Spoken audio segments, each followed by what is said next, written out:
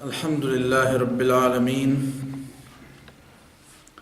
والصلاة والسلام على سيد الأنبياء والمرسلين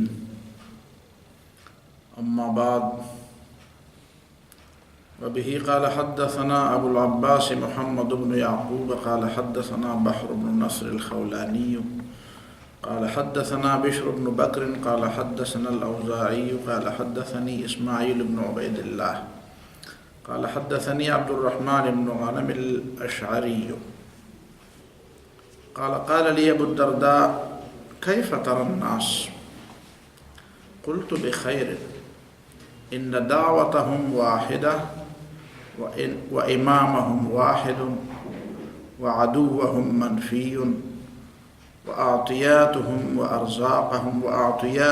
وأرزاقهم دارة.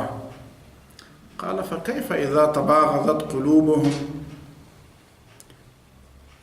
وتلاعنت ألسنتهم وظهرت عداوتهم وفسدت ذات بينهم وضرب بعضهم رقاب بعض. رواه الحاكم. وعن سعيد بن سنان عن أبي الزاهرية عن أبي شجرة كثير بن مرة عن حذيفة بن اليمان رضي الله تعالى عنه قال رسول الله صلى الله عليه وسلم لن تفتن أمتي حتى يظهر فيهم التمايز والتمايل والمقامع. قلت يا رسول الله ما التمايز؟ قال التمايز عصبية يحدثها الناس بعدي في الإسلام. قلت فما التمايل؟ قال تميل القبيلة على القبيلة فتستحل حرمتها. قلت فما المقامع؟ قال سير الأنصار بعضها إلى بعض تختلف أعناقهم في الحرب. رواه الحاکم. یہ چند احادیث ہیں اور ان احادیث میں کچھ قرب قیامت کی نشانیوں اور امت کے درمیان، امت مسلمہ کے افراد کے درمیان کچھ برے اوصاف اور بری عادتیں جو امامت کے منافی ہیں، امامت دین و دنیا کے منافی ہیں، ان صفات کے پیدا ہونے کا ذکر ہے۔ امت مسلمہ کا مقصد وجود پوری دنیا کے لیے خیر کا باعث ہونا چاہیے، اور اسی لیے اللہ تعالیٰ نے اس امت کو پیدا فرمایا کہ یہ پوری دنیا کے لیے ان کا وجود یہ خیر کا باعث ہوگا۔ اگر لوگ گمراہی کی طرف جائیں گے تو یہ اتمام حجت قائم کریں گے اور لوگوں کو سیدھا رستہ دکھائیں گے۔ اگر لوگوں کے درمیان اختلافات ہوں تو یہ ایک صدرنشین امت ہوگی، ایک صدرنشین امت کی حیثیت سے باقی دنیا کے تمام اقوام کا ان پر اعتماد ہوگا اور وہ اپنے فیصلے اور حق کے اظہار کے لیے ان سے رجوع کریں گے۔ کنتم خیر امۃ اخرجت للناس وکذالک جعلناکم امۃ وسطا لتکونوا شہداء علی الناس۔ امۃ وسطا خیارا عدولا مزکین بالعلم والعمل۔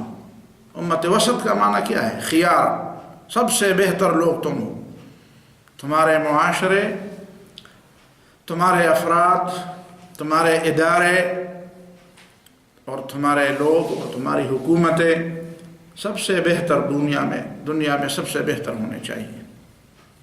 عدولا، اور تم عدل پر قائم ہونے والے لوگ ہو، عدل پر قائم ہونے والے، انصاف کرنے والے اور لوگوں کے انصاف کا راستہ اور عدل کا راستہ دکھانے والے، اور مزکین بالعلم والعمل، تمہارا علم پاک ہو، تمہارا علم فلسفوں کی آمیزشوں سے، جھوٹ کی آمیزشوں سے، دھوکے کے آمیزشوں سے، وہموں اور وہمیات کی آمیزشوں سے، ظنیات اور تخمین اور اٹکل کے آمیزشوں سے تمہارا علم پاک ہونا چاہیے، اور تمہارا عمل پاک ہونا چاہیے، اس میں منافقت نہیں ہونی چاہیے، اس میں دو رنگی نہیں ہونی چاہیے، اس میں ملاوٹ نہیں ہونی چاہیے۔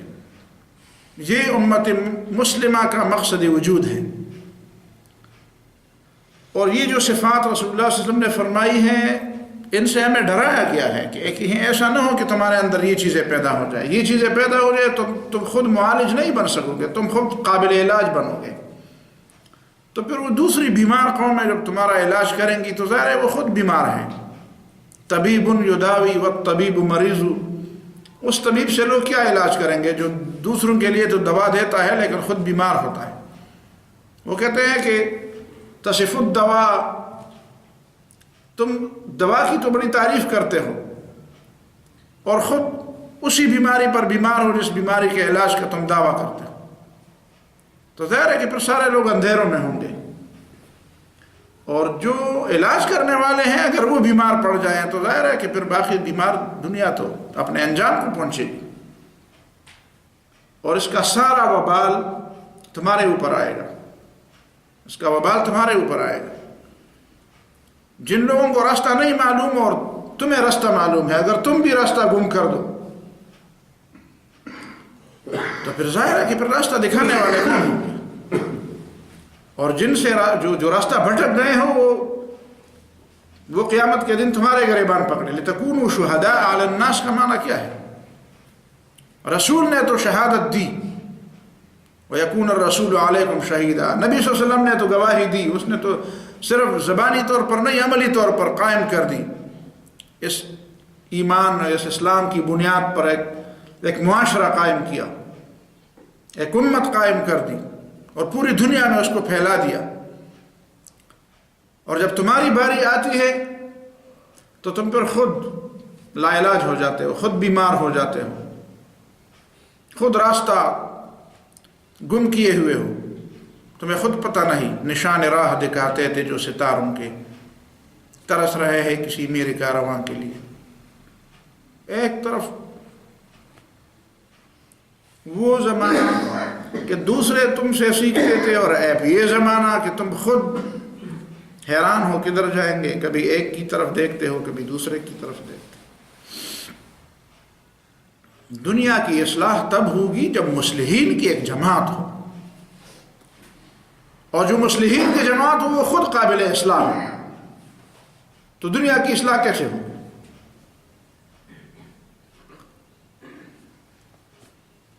عبد الرحمن ابن غن الاشعری کہتے ہیں قال لی ابو الدرداء، ابو الدرداء رضی اللہ تعالیٰ عنہ نے مجھے فرمایا، صحابی رسول ہے، وہ عظیم صحابی ہے، کیف تری الناس، لوگوں کی حالت کیا ہے؟ ایک صحابی، حالانکہ ابو الدرداء رضی اللہ تعالیٰ عنہ ابو ذر غفاری رضی اللہ تعالیٰ عنہ کی طرح ایک فقیر منش قسم کے صحابی اور زندگی ان کی ہے.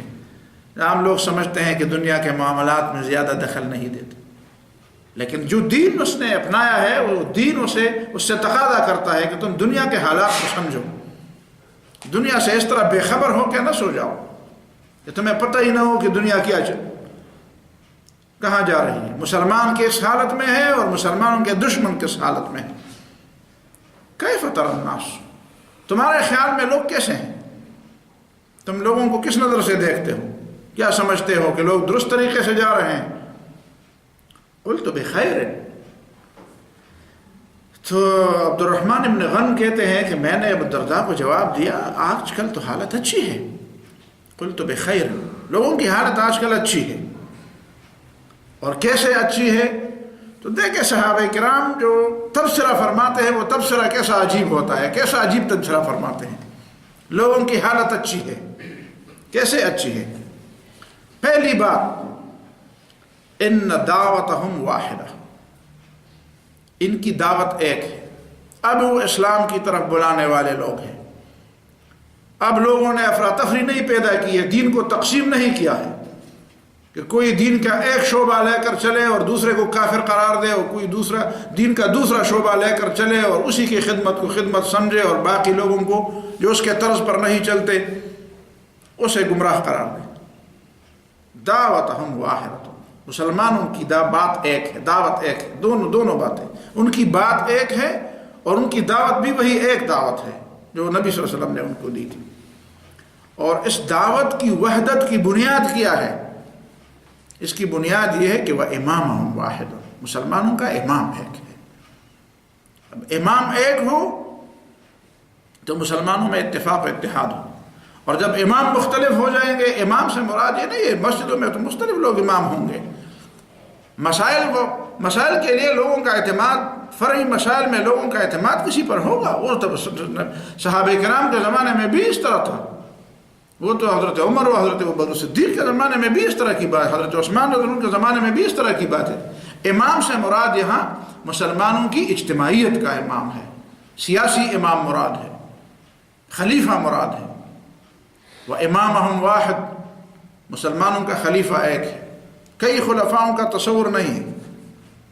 وَعَدُوَّهُمْ مَنْفِيٌّ، اور جب کلمہ ایک ہے، دعوت وہی اللہ کی بندگی کی طرف ہے، انفرادی اور جزئی باتوں نے کلی باتوں کی جگہ نہیں لی ہے، امام واحد ہے، تو وَعَدُوَّهُمْ مَنْفِيٌّ، اور دشمن نیست و نابود ہے۔ اس کا معنی یہ نہیں ہے کہ دشمن سرے سے ہے نہیں، مطلب ہے دشمن مغلوب ہو گیا ہے، دشمن کمزور پڑ گیا ہے۔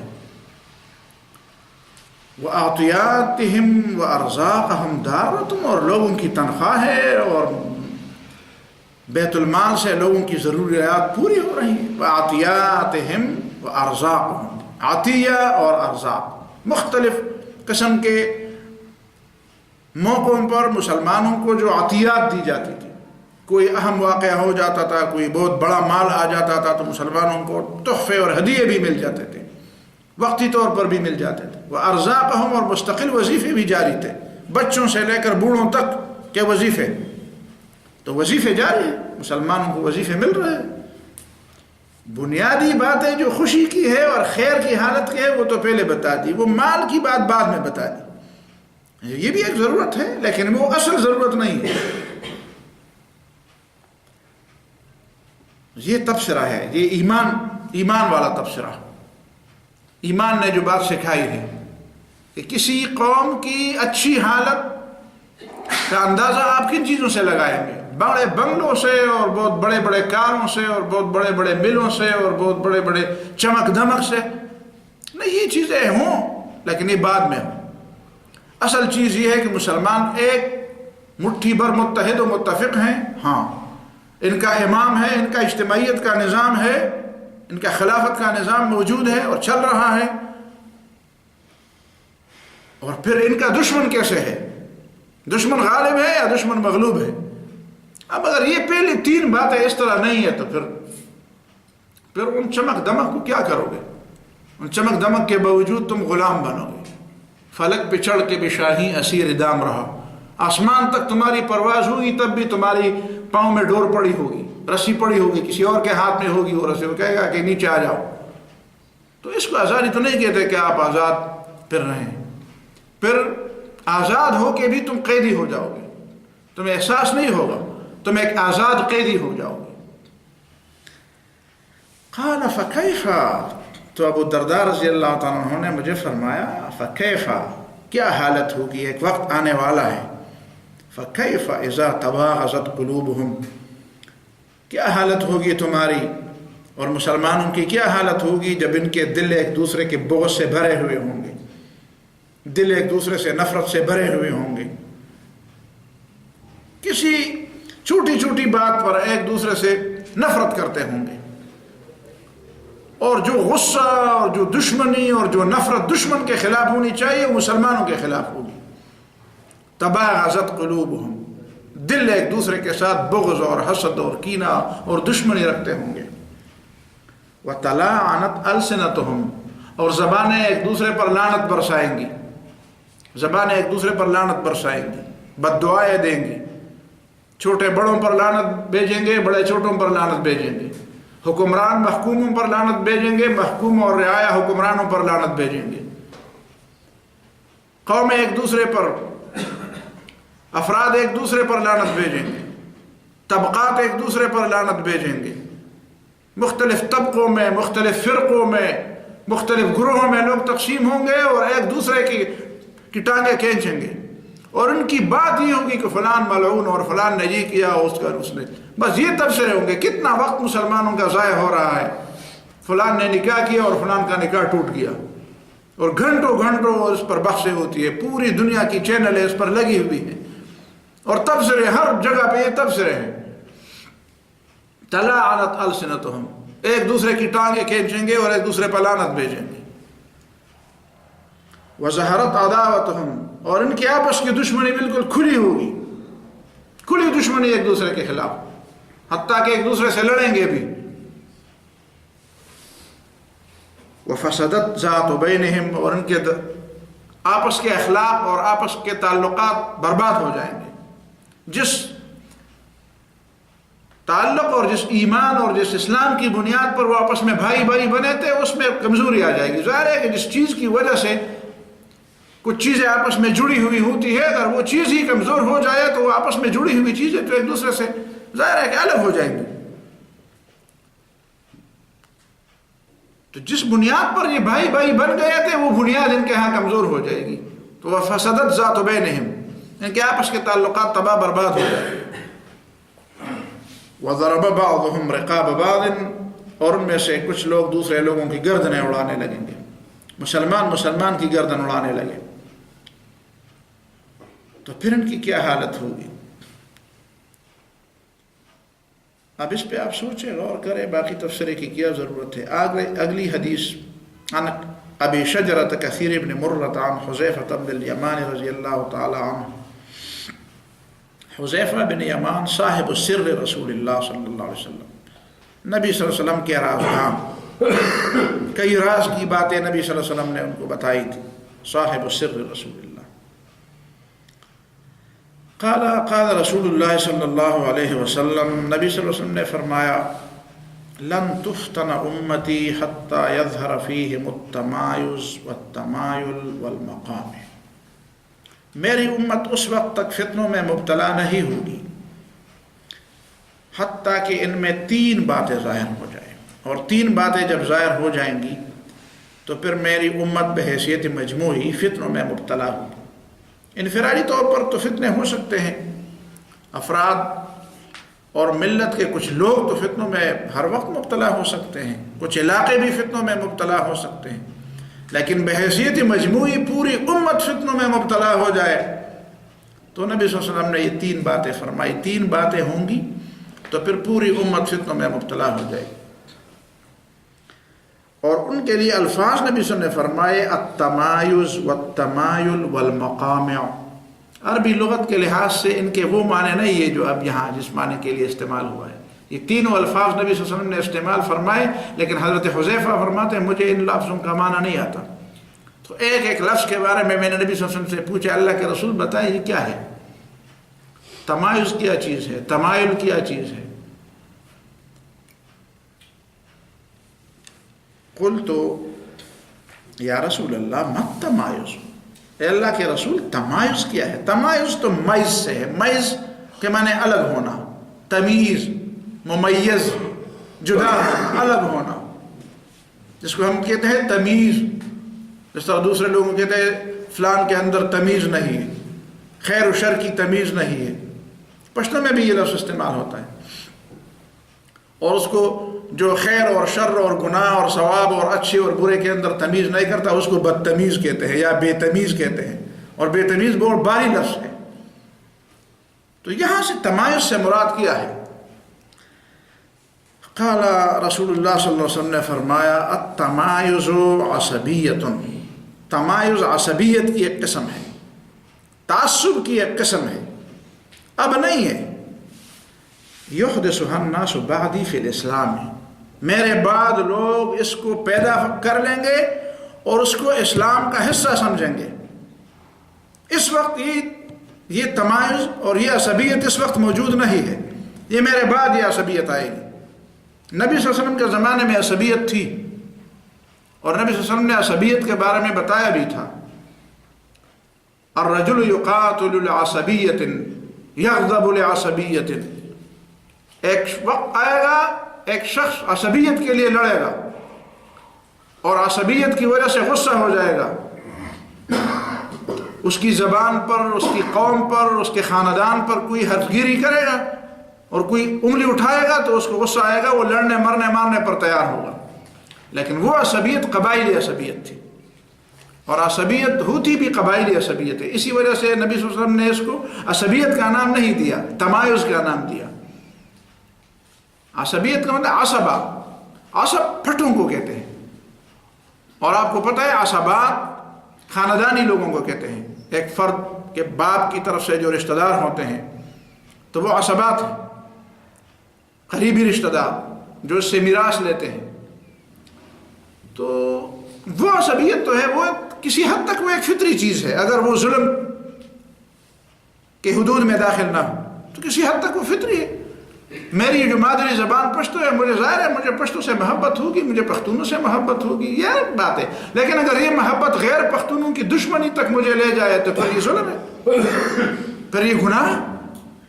نفس سے، اپنے قوم سے، اپنے خاندان کے لوگوں سے، اپنے ہم زبان لوگوں سے محبت کرنا یہ گناہ نہیں ہے اور یہ غلطی بھی نہیں.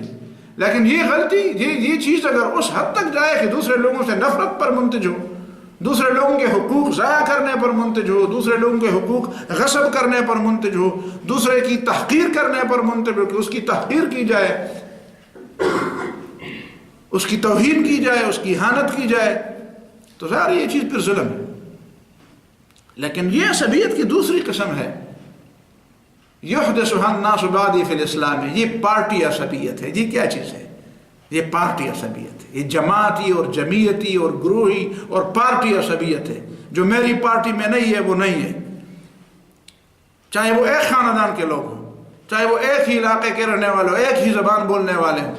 لوگ آپس میں جماعتوں میں اور گروہوں میں تقسیم ہو جائیں گے، اور گروہوں کی وجہ سے وہ ایک دوسرے کے ساتھ عصبیت اختیار کریں. جی اچھا آدمی ہے لیکن میری پارٹی میں نہیں ہے، اچھا آدمی ہے لیکن میری جماعت کا نہیں ہے، اور میں تو اپنی جماعت اور اپنی پارٹی اور اپنے گروہ کے آدمی کو پسند کروں گا. جو میرے گروہ کا نہیں ہوگا وہ نہ اسلام کو سمجھتا ہے، نہ دین کو سمجھتا ہے، نہ وہ یہ ہے نہ وہ ہے. یہ گروہی، یہ جماعتی، یہ تنظیمی قسم کی عصبیت، یہ پارٹی قسم کی، یہ پارٹی بازی جس کو کہتے ہیں، گروہ بندی، اور یہ تنظیمی عصبیت. ٹھیک ہے، آپ کی جماعت ہے، آپ پسند کرتے ہیں، وہ اپنی بات ہے، لیکن یہ کون سی بات ہوئی کہ جو آپ کی جماعت میں نہیں ہے یا جو آپ کی پارٹی میں، آپ کی تنظیم میں نہیں ہے، وہ صرف سے مسلمان ہی نہیں ہے. اب نبی صلی اللہ علیہ وسلم نے یہ دعویٰ نہیں کیا تھا کہ میرے ساتھ جتنے بھی لوگ نماز پڑھیں گے وہ سارے جنت میں جائیں گے. عبداللہ بن ابی بھی بظاہر تو نبی صلی اللہ علیہ وسلم کے صحابہ میں تھا، اور رسول اللہ صلی اللہ علیہ وسلم نے اس کے لیے صحابی کا لفظ بھی بولا ہے اسی واقعہ میں، غزوہ بنی المصطلق کے واقعہ میں، کہ جہاں پہ مسلمان مہاجرین اور انصار کے درمیان جھگڑا ہوا، اور اس جھگڑے میں پھر عبداللہ ابن ابی نے بہت برا کردار ادا کیا، اور یہ الفاظ کہے کہ لئن رجعنا الی المدینہ، مدینہ جائیں گے تو ذلیل لوگوں کو نکالیں گے. اور حضرت عمر رضی اللہ تعالیٰ عنہ نے رسول اللہ صلی اللہ علیہ وسلم سے درخواست کی کہ اللہ کے رسول مجھے اجازت دیں میں اس کی گردن اڑاؤں. تو رسول اللہ نے فرمایا دعہ یتحدث الناس ان محمدا یقتل اصحابہ، چھوڑو اس کو اپنی حالت پر. میں یہ نہیں چاہتا کہ لوگ یہ پروپیگنڈا کر لیں کہ محمد اپنے صحابہ کو قتل کرتا ہے. بظاہر وہ صحابہ میں شمار تھا. لوگ پروپیگنڈا کر لیں گے کہ محمد یقتل اصحابہ، تو اصحاب میں شامل کیا، تو کیا وہ جنت میں جائیں گے؟ بظاہر شامل تھا، وہ بھی جانتا تھا اور سارے لوگ بھی جانتے تھے کہ یہ صرف نام میں اصحاب میں شامل ہے. تو یہ ضمانت تو نہیں دی جا سکتی. قلت فما التمایل، تمایل کیا چیز ہے؟ ایک دوسرے کی طرف مائل ہو جانا، ٹیڑھ پن. قال تمیل القبیلۃ علی القبیلۃ، ایک قبیلہ دوسرے قبیلے پر حملہ آور ہوگا، فتستحل حرمتها، تو ان کے حرام چیزوں کو حلال سمجھے گا، ان کے مال کو بھی حلال سمجھے گا، ان کے گھروں کو برباد کرنا بھی حلال سمجھے گا، اور ان کے گھروں کو جلانا بھی حلال سمجھے گا، اور ان کی عصمتوں کو لوٹنا بھی حلال سمجھے. تمیل القبیلۃ علی القبائل، عصبیت، قبیلوں کی عصبیت، لسانی عصبیت، خاندانی اور یہ عصبیت. فتستحل حرمتها. قلت فما المقامع، مقامع کیا ہے؟ قمع اور قلع. قم ان کا معنی نکالنا ہے، اور یا نکالنے کی آواز، کوئی چیز آپ الگ کرتے ہیں تو اس کی آواز. اور مقام مقمع کی جمع بھی ہے، ہتھوڑے کو بھی کہتے ہیں، ایسی چیز جس سے کوئی چیز کاٹی توڑ دی جائے. وَلَهُمْ مَقَامِعُ مِنْ حَدِيدٍ، جہنم کے لوگوں کے لیے فرشتوں کے ہاتھوں میں لوہے کے ہتھوڑے ہوں گے اور ان کے سروں پر مار دیں گے. اعاذنا اللہ من ذالک. مقامع. قلت فما المقامع، یہ ہتھوڑے کیا ہے؟ ہتھوڑے تو ہم جانتے ہیں، لیکن یہاں سے اس کے مراد کیا ہے؟ قال رسول اللہ صلی اللہ علیہ وسلم نے فرمایا سیر الامصار بعضها الى بعض، شہروں کے شہر ایک جگہ سے دوسری جگہ منتقل ہو جائیں گے، چل پڑیں گے. اور تختلف اعناقهم، اور کسی دوسری جگہ پہ ان کے گردن آپس میں ایک دوسرے کے ساتھ ملتے جلتے ہو جائیں گے. فی الحرب، جنگ میں، ایک شہر کے لوگ اور دوسرے شہر کے لوگ کسی تیسرے شہر میں جا کر وہاں ایک دوسرے کے خلاف لڑیں گے. اس کے دو معنی ہو سکتے ہیں. ایک شہر کے لوگ جائیں گے دوسرے شہر اس لیے کہ دوسرے شہر میں ایک لڑائی ہو رہی ہے جو اس شہر میں نہیں ہے، تو اس شہر کے کچھ لوگ وہاں پہ جائیں گے تاکہ ایک طرف سے لڑیں، اور دوسرے لوگ جائیں گے تاکہ دوسرے کی طرف سے لڑیں. یہ اپنی لڑائی ادھر لے جائیں گے. یہ ایک عام بات ہے، اس سے آپ کئی مطلب لے سکتے ہیں. اور دوسرا مطلب ان الفاظ سے یہ بھی لیا جا سکتا ہے کہ دو قسم کے لوگ ہوں گے جو لڑائی لڑنے والے ہوں گے، اور وہ کسی تیسرے ملک، اپنے ملک سے جنگ، اپنے ملک میں چاہتے ہوں گے کہ اپنی جنگ اپنی زمین پر نہ لڑے، اپنی جنگ کسی اور کی سرزمین پر لڑے تاکہ ہماری زمین بچ جائے اور ہماری قوم بچ جائے. جنگ ہماری ہوگی لیکن سرزمین کسی اور کی استعمال کریں گے. اور یہی طریقہ ہے دنیا میں. آپ دیکھ رہے ہیں کہ لوگ اتنے ہوشیار ہو گئے ہیں کہ اپنی لڑائی کسی دوسری جگہ لے جا کر لڑتے ہیں. کہتے ہیں ہمیں سمجھ آ گئی ہے ان باتوں کی، اپنی قوم کو بھی برباد نہیں کریں گے، صرف ہمارے وسائل. اور اب تو کہتے ہیں ہماری اپنی فوج بھی شاید نہ لڑے، ہمیں فوج لڑانے کی بھی کیا ضرورت ہے، ہم مسلمانوں ہی میں سے اور دوسرے لوگوں میں سے لوگ اٹھائیں گے جو آپس میں لڑتے رہیں گے، اور ہم صرف پیسے دیتے جائیں گے اور ہم صرف اسلحے فروخت کرتے جائیں گے. تو یہ وہ صورتحال ہے کہ رسول اللہ صلی اللہ علیہ وسلم نے فرمایا کہ جب یہ صورتحال ہو جائے گی تو اس کا معنی یہ ہوگا کہ پوری امت فتنے میں مبتلا ہو جائے گی. آج آپ دیکھ لیتے ہیں پوری امت ایک مشکل میں ہے، کوئی فیصلہ نہیں کر سکتا. اور کچھ لوگ تو اس بات کو سمجھتے بھی نہیں ہیں. کچھ لوگ جو سمجھتے ہیں وہ حیران ہے کہ حق کہہ دیں تو شاید اپنے لوگ پتھر ماریں، اور نہ کہہ دیں تو شاید گناہگار ہو جائے. اور کچھ لوگ حیران ہیں کہ یہ لوگ جو حق بات کہتے ہیں یہ بھی شاید دشمن سے ملے ہوئے ہیں. ایک بے اعتمادی کی ایک فضا ہے. تو ظاہر ہے کہ جو لوگ کسی پر اعتماد نہیں کرتے ہوں گے تو پہنچیں گے کیسے، حق بات کو کیسے معلوم کر سکیں گے. بس اتنی ہی بات ہو سکتی تھی. اور دوسری حدیث میں یہی الفاظ ہیں، لیکن ان الفاظ میں رسول اللہ صلی اللہ علیہ وسلم ایک اور بات بھی نبی صلی اللہ علیہ وسلم نے فرمائی ہے. وہ کیا ہے؟ فَتَخْتَلِفُ أَعْنَاقُهَا فِي الْحَرْبِ هَكَذَا. دوسرے شہروں میں لوگ جا کر ایک دوسرے سے لڑیں گے اور ان کی گردنیں جنگ میں آپس میں ایک دوسرے کے ساتھ ملتے جلتے ہوں گے، ملے جلے ہوں گے. ایک طرف سے ایک ہوگا، دوسری طرف سے دوسرا ہوگا، اور ایک ہی میدان میں لڑیں گے. شبک رسول اللہ صلی اللہ علیہ وسلم بین اصابعہ، نبی صلی اللہ علیہ وسلم نے اس طرح دونوں ہاتھوں کے انگلی ملا دیے. وذالک، اور یہ کس وقت ہوگا؟ اذا فسدت العامۃ، جب عمومی فضا فاسد ہو جائے، بگڑ جائے. اور پھر رسول اللہ صلی اللہ علیہ وسلم نے عمومی فضا کی بگاڑ کا مطلب سمجھا دیا کہ اچھا جب عوام بگڑ جائیں، جب نیچے کارکنان بگڑ جائیں. فرمایا نہیں، یہ تو ہر ایک کہتا ہے جی کارکن کی اصلاح ہونی چاہیے، اور کارکن و عوام فاسد ہیں اور عوام غلط کار ہیں اور عوام میں غلطیاں ہیں اور کارکن کام نہیں کرتے. یہ تو ہر ایک کہتا ہے. نبی صلی اللہ علیہ وسلم نے خود فرمایا اذا فسدت العامۃ یعنی الولات، جب صاحب امر لوگ با اختیار لوگ فاسد ہو جائیں، جب بگاڑ با اختیار لوگوں میں پیدا ہو جائے، جن کے ہاتھ میں باب ڈور ہے، جن کے ہاتھ میں اختیارات ہیں، وہ لوگ بگڑ جائیں، بگاڑ ان میں پیدا ہو جائے. وصلحت الخاصہ، اور قوم میں کچھ لوگ ہوں گے جو صالح ہوں گے، لیکن ان صالح لوگوں کی بات کوئی نہیں مانے گا. صالح لوگ کچھ ہوں گے لیکن حکمران بگڑ جائیں گے، صاحب امر لوگ بگڑ جائیں گے، جن کی بات مانی جاتی ہے ان میں بگاڑ پیدا ہو جائے گی. طوبی لامرئ اصلح اللہ خاصتہ، پھر خوشی ہے اس شخص کے لیے جس نے خود اصلاح کی ہو اپنی، اور اللہ تعالیٰ نے اسے اصلاح کی توفیق دی ہو.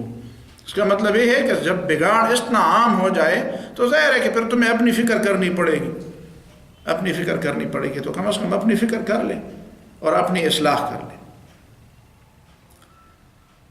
اس کو بھی آپ سوچیں سمجھیں کہ اس میں کیا پیغام چھپا ہوا ہے. تیسری روایت، عن عبد العالى بن عبد الحكم رجل من بني عامر عن خارجة بن الصلت البرجمي قال دخلت مع عبد الله المسجد. خارجہ بن الصلت کی روایت ہے کہ دخلت مع عبد الله المسجد، عبداللہ بن مسعود کے ساتھ ہی میں مسجد کے اندر داخل ہوا. عبداللہ بن مسعود رضی اللہ تعالیٰ عنہ کے ساتھ مسجد کے اندر. فَإِذَا الْقَوْمُ رُكُوعٌ، تو ہم نے لوگوں کو رکوع کی حالت میں پایا. امام رکوع میں پہنچ گئے تھے.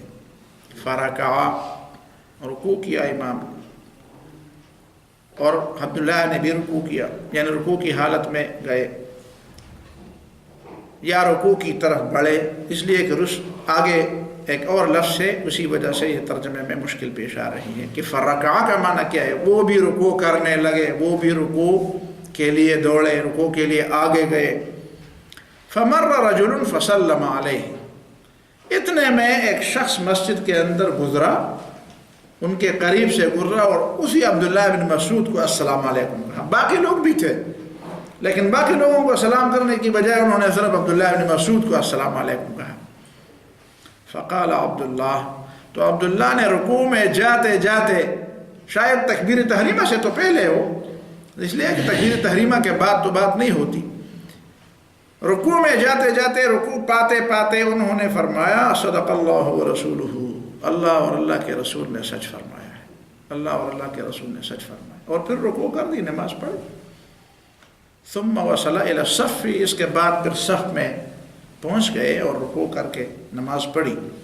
فلما فرغا، جب عبداللہ بن مسعود نماز سے فارغ ہوئے، سألتہ عن قولہ، تو میں نے ان سے پوچھا کہ یہ جو آپ نے فرمایا، کسی شخص نے، آدمی نے آپ کو السلام علیکم کہا اور آپ نے جلدی ہی میں اس صدق اللہ ورسولہ، اللہ اور اللہ کے رسول نے سچ فرمایا، اس کا کیا مطلب؟ صدق اللہ ورسولہ، اس کا کیا موقع تھا کہ آپ نے یہ بات فرمائی؟ فقال انہ کان یقول، تو عبداللہ بن مسعود نے فرمایا رسول اللہ صلی اللہ علیہ وسلم فرمایا کرتے تھے، کان یقول، بار بار یہ بات فرمایا کرتے تھے، لا تقوم الساعۃ، قیامت اس وقت تک قائم نہیں ہوگی، حتی تتخذ المساجد طرقا، حتیٰ کہ مسجدوں میں لوگ راستے بنائیں گے، مسجدوں میں لوگ راستے بنائیں گے. راستے بنانے کا معنی یہ ہے کہ مسجدوں میں آئیں گے اور دوسری طرف نکلیں گے، نہ نماز پڑھیں گے، نہ کوئی دین کی کوئی دوسرا کام کریں گے، نہ کوئی درس سنیں گے، نہ کوئی واعظ و نصیحت، اور نہ تلاوت، اور نہ کوئی نماز، نہ وہاں پہ کوئی اعتکاف. بس نماز، مسجدوں کو لوگ راستے بنائیں گے، اور مسجد آنا جانا، مسجد آتے ہوئے بھی ان کو عبادت اور اللہ تعالیٰ کی طرف توجہ اور اللہ تعالیٰ کے ساتھ خضوع اور خشوع اور تعلق مع اللہ یاد نہیں رہے. دوسری بات، وَحَتَّى يُسَلِّمَ الرَّجُلُ عَلَى الرَّجُلِ بِالْمَعْرِفَةِ، اور حتیٰ کہ ایک شخص کسی دوسرے شخص کو السلام علیکم اس لیے کہے گا کہ وہ اس کو پہچانتا ہے. اگر وہ نہیں پہچانتا تو وہ سامنے آتے ہیں لوگ السلام علیکم نہیں کہتے. مختلف لوگ آتے جاتے ہیں لیکن لوگ کسی کو السلام علیکم نہیں کہتے. جب کوئی جاننے والا ملے تو السلام علیکم. حالانکہ نبی صلی اللہ علیہ وسلم نے فرمایا وَأَن تُسَلِّمَ عَلَى مَنْ عَرَفْتَ وَلَمْ تَعْرِفْ، السلام علیکم کہہ دو چاہے تم کسی کو جانتے ہو یا کسی کو نہیں جانتے ہو. اور یہ السلام علیکم ایک ایسی چیز ہے کہ جس سے اسلام کا ایک بہترین پیغام جاتا ہے، سلامتی کا پیغام جاتا ہے. عبداللہ ابن عمر رضی اللہ تعالیٰ عنہما کی عادت ہوتی تھی کہ وہ اپنے شاگردوں کو کہا کرتے تھے آئے بازار کی طرف چلتے ہیں. تو بازار کی طرف چلتے اور جو بھی ملتا السلام علیکم السلام علیکم کہتے واپس آ جاتے. تو شاگردوں کو کہتے تھے کہ آپ نے تو کوئی چیز بیچی نہ کوئی چیز خریدی، تو آپ بازار کیوں تشریف لے گئے تھے؟ کہتے صرف اس لیے گیا تھا کہ میں سلام کو عام کر دوں، کہ میں لوگوں میں سلام کو عام کر دوں، سلام کو پھیلاؤں، لوگ السلام علیکم کہنا نہ بھولیں. ہمارے ہاں کچھ سلام پشتو کے بھی ہیں. السلام علیکم آپ بخیر علی خچارے، تو وعلیکم السلام نہیں جانتے. تو یہ بار بار السلام علیکم ہونی چاہیے. اور السلام علیکم سے بڑے، مجھے یاد ہے میں بھی اس وقت اتنا نہیں تھا، اسکول کے زمانے کی بات تھی، لیکن مجھ سے چھوٹے چھوٹے بچے تھے ہمارے گاؤں کے، میں ان کے قریب سے گزرا تو میں نے دیکھا تو 7-8 سال کے 9 سال کے اس طرح کے چھوٹے چھوٹے بچے تھے، کھیل رہے تھے. تو میں نے السلام علیکم کہا. وہ بچوں نے بڑے پیار سے آج بھی، حالانکہ اس کا کتنا زمانہ ہو گیا، آج بھی مجھے وہ پیار ان کی یاد ہے کہ انہوں نے بڑے پیار سے وعلیکم السلام کہا. اور اتنے خوش ہوئے کہ میں 2-4 قدم آگے گیا تو ایک دوسرے کے کہتے ہیں منگم پسڑوں کی حساب سے خلق روانے سلام اچھے، کہتے ہیں کہ ہم بھی مردوں میں حساب ہونے لگے، لوگ ہم پر السلام علیکم، ہم بھی مردوں میں حساب ہونے لگے. کتنی پیاری بات ہے، پیاری بات ہے. تو سلام علی من عرفت ولم تعرف، تو یہ قیامت کی نشانیوں میں ایک نشانی ہے. اور یہ کیوں ہے؟ آج آپ دیکھ لیتے ہیں کبھی کبھی ہم السلام علیکم کہہ لیتے ہیں تو اگلا کہتے ہیں اس طرح گور کے دیکھتا ہے کہ کوئی خاص مطلب ہوگا اس کا، یہ دوبارہ بھی سلام کرے گا اور پھر سلام کے بعد شاید اپنے مطلب کی بات کرے گا. پتہ نہیں لوگوں کو کیا ہو گیا ہے، اتنے لوگ بگڑ گئے ہیں. تو یہ قیامت کی نشانیوں میں سے، لیکن پھر بھی آپ السلام علیکم کہہ رہے، کوئی نہ کہے تو نہ دے، تو اس کی مرضی، جواب نہ دے تو نہ دے، آپ السلام علیکم کہہ دیں. اور کوئی نشانی وَحَتَّى تَتَّجِرَ الْمَرْأَةُ وَزَوْجُهَا، اور قیامت اس وقت تک قائم نہیں ہوگی حتیٰ کہ بیوی تجارت کرے گی اور خاوند اس میں اس کا ہاتھ بٹھائے گا. عورتیں تجارت کرنے لگیں گی، عورتیں کاروبار کرنے لگیں گی اور مرد اس میں اس کا ہاتھ بٹھائیں گے. تو یا تو یہ ہے کہ مرد اس کا نوکر ہوگا، جس طرح مثال کے طور پر ایک بیوی ہے وہ کاروبار کرتی ہے اور مرد اس کی حفاظت کے لیے اور شاید بندوق لے کر یا ڈانگ لے کر دروازے پر کھڑا ہے، ہاں، یا شاید وہ ادھر ادھر کے کچھ تھوڑے بہت کام بھی کرتا ہے، کوئی طریقہ، بچوں کو پالے گا، ہاں بچوں کو پالے گا، بچوں کو پالے، بچوں کو سنبھالے گا. تو یہ بھی شاید ایک طریقہ ہوگا، لیکن وہ تو تجارت میں اس کا تجارت. وَحَتَّى تَتَّجِرَ الْمَرْأَةُ وَزَوْجُهَا، اور یہ بھی ہے کہ عورت اور مرد دونوں تجارت میں لگے رہیں. اور مرد کہتے رہے کہ جب تک بیویاں کام نہ کرے تو خرچہ کیسے چلے گا؟ بیویاں کام نہ کرے تو کام کیا کرے گی؟ کام کے لیے تو ہیں. پرانے زمانے میں آپ کو یاد نہیں ہے عورتیں گھر میں کیا کرتی تھی؟ سلائی کڑھائی کا کام کرتی تھی، یہ ٹوپیاں بنتی تھی، جرابیں بنتی تھی، بنیان بناتی تھی، کیا بناتی، کیا کئی چیزیں ہیں جو دیہاتوں کے لوگ اب بھی اسی طرح کرتے ہیں. اس میں کوئی وہ بات تو نہیں ہے. لیکن یہ جو دوسرے انداز اختیار کیے گئے ہیں عجیب قسم کے، ان چھوٹے چھوٹے چیزوں سے لے کر بات کہاں سے کہاں تک پہنچ گئی ہے. وَحَتَّى تَغْلُ الْخَيْلُ وَالنِّسَاءُ، اور حتیٰ کہ گھوڑوں اور عورتوں کی قیمت اور بولی زیادہ ہو جائے گی، مول زیادہ ہو جائیں گے. گھوڑے بھی مہنگے ہو جائیں گے اور عورتیں بھی مہنگی ہو جائیں گی، یعنی نکاح مہنگا ہو جائے گا اور گناہ آسان ہو جائے گا. مہور اس طرح دوسرے روایات میں مہر بہت زیادہ مشکل ہو جائیں گے. جس طرح آپ دیکھیں جو بڑے بڑے خلیجی ممالک ہیں، مالدار ممالک، وہاں پہ کتنا زیادہ کہتے ہیں ہمارا معیار اسی طرح ہے. معیار ہے تو آپ دیکھیں آپ کی کتنے لوگ بغیر شادی کے پھر رہے ہیں. اس معیار کو تھوڑا سا کم کر دیں. حتیٰ تغل النساء، حتیٰ تغل الخیل والنساء، عورتوں کی اور گھوڑوں کی قیمت زیادہ ہو جائے گی. ثم ترخص، لیکن ایک وقت آئے گا کہ یہ پھر ارزان ہو جائیں گے، یہ پھر بالکل نرخ گر جائیں گے ان کے. کیسے گر جائیں گے؟ وہ دوسرے حدیث میں ہے، ایسے گر جائیں گے کہ لڑائیاں بہت زیادہ ہو جائیں گی، اور لڑائیاں ہو جائیں گی تو مرد مرتے جائیں گے اور عورتیں بچتی جائیں گی. تو ایک ایک مرد کے قیومیت میں کئی کئی عورتیں، حتیٰ کہ 40 تک تعداد آئی ہے حدیث میں، شاید اس سے بھی زیادہ. حتیٰ تکون ل40 امرأة قیما واحد، ایک 40 عورتوں کو سنبھالنے کے لیے ایک مرد ہوگا. ظاہر ہے کہ پھر عورتیں ارزان ہو جائیں گی، اور یہ ارزان ہو جائیں گی تو اس کا مطلب یہ ہے کہ پھر مہنگی نہیں ہوں گی. اس کا مطلب ہے پھر قیامت آ جائے گی، پھر قیامت آ جائے گی.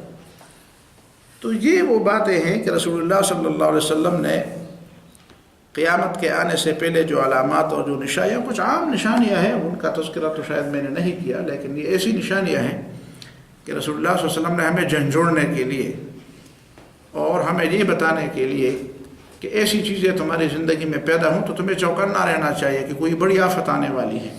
قیامت کا معنی یہی ہے نا، کوئی بڑی آفت آنے والی ہے، مہلت عمل ختم ہونے والی ہے.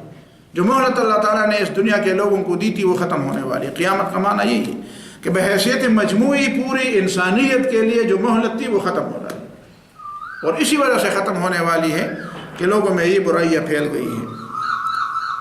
تو اس حد تک میرے خیال میں اس بات کی تفصیلات کافی ہے. باقی آپ خود سمجھدار لوگ ہیں. اقول قولی ھذا واستغفر اللہ لی ولکم ولسائر المسلمین فاستغفروہ.